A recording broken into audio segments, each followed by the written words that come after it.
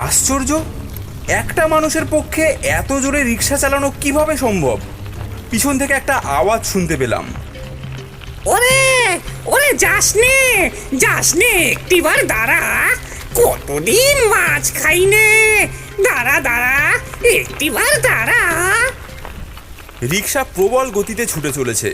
এমন সময় আকাশে প্রবল শব্দ করে বিদ্যুৎ চমকে উঠল। ঝিরিঝিরি করে বৃষ্টি পড়া শুরু হলো।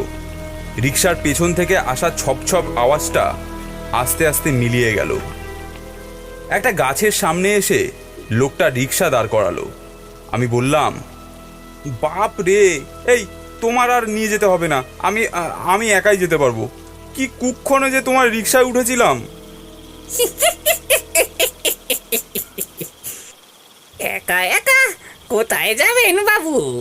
দেখুন, আমরা গোরস্থানের মাঝখানে আছি।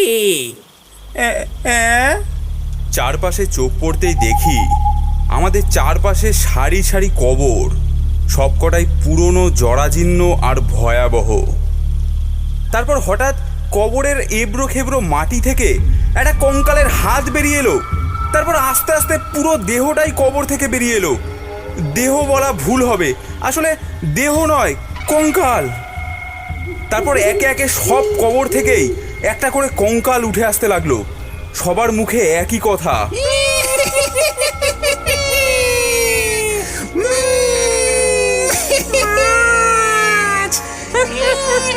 সেই কবে মাছ খেয়েছি মরার আগে।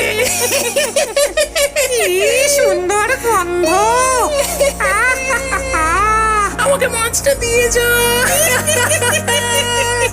সেই কবে মাছ খেয়েছি,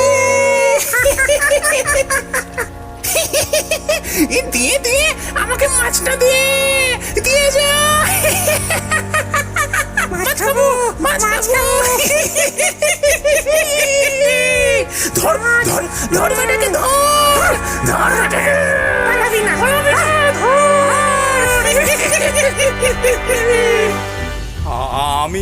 আমি ভয়ে এক পা দুপা পিছুতে লাগলাম।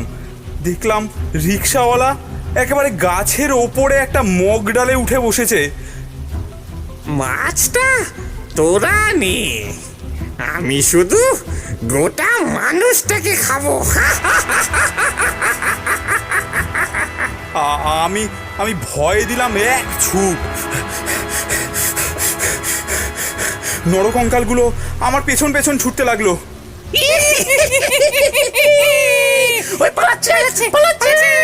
পালাতে দেবে না, তাহলে কি আমাদের মাছ খাওয়া হবে না গো? ওকে ধর, পালাতে দিস না। দাঁড়া, মাছটা দিয়ে যা, পালাস না রে। দৌড়াতে দৌড়াতে মাছটা হাত থেকে ছুঁড়ে ফেলে দিলাম। সমস্ত কঙ্কালগুলো একেবারে হামলে পড়লো মাছটার দিকে।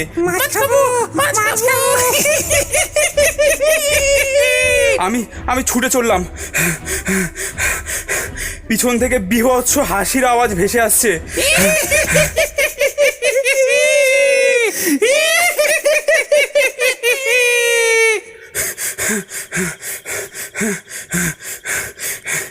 দৌড়ে একেবারে গঙ্গার ঘাটে এসে হাঁপ ছাড়লাম। দেখলাম একটা নৌকা সবে মাত্র ঘাটে এসে ভিড়েছে। একটুও দেরি না করে নৌকায় উঠে বসলাম। হাঁক পেরে বললাম, আমাকে রামঘাটে নামিয়ে দিও মাঝি। ছাউনির ওপাশ থেকে আওয়াজ এলো, বাবু কি মাছ নিয়ে ফিরলেন নাকি?